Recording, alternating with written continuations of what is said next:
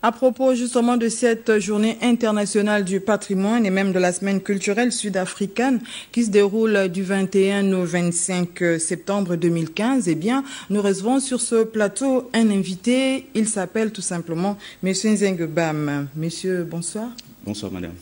Vous êtes donc directeur général adjoint de la culture et vous venez à propos de cette journée qui s'organise demain et cela jusqu'au 25.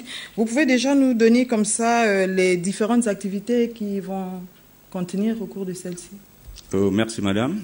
Et je confirme effectivement que la semaine culturelle sud-africaine sera lancée demain au Musée national à partir de 8 h par une exposition conjointe qui sera animée par des acteurs culturels gabonais et sud-africains.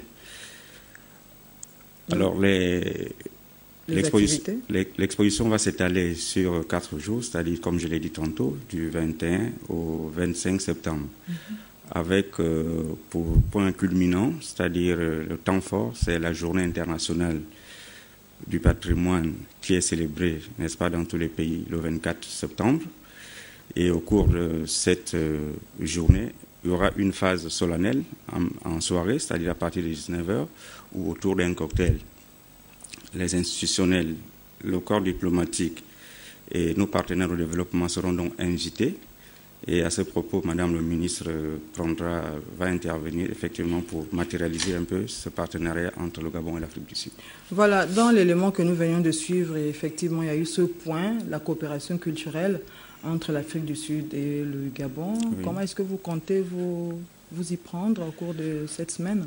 Oui, au cours de cette semaine, effectivement, notre culture va s'ouvrir et à travers 2 ateliers qui seront donc organisés.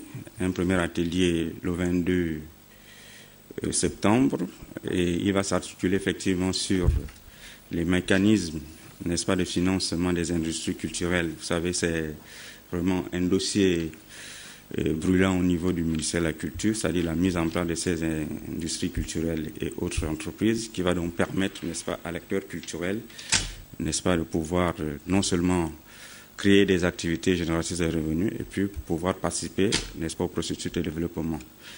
Et puis, pour terminer, peut-être revenir un peu sur organiser ce genre de manifestation. En termes de retombées, qu'est-ce que les Gabonais peuvent attendre de cette journée? Effectivement, nous adoptons ce qu'on appelle un partenariat gagnant-gagnant, hein, comme je le disais tantôt, c'est-à-dire au niveau de la formation et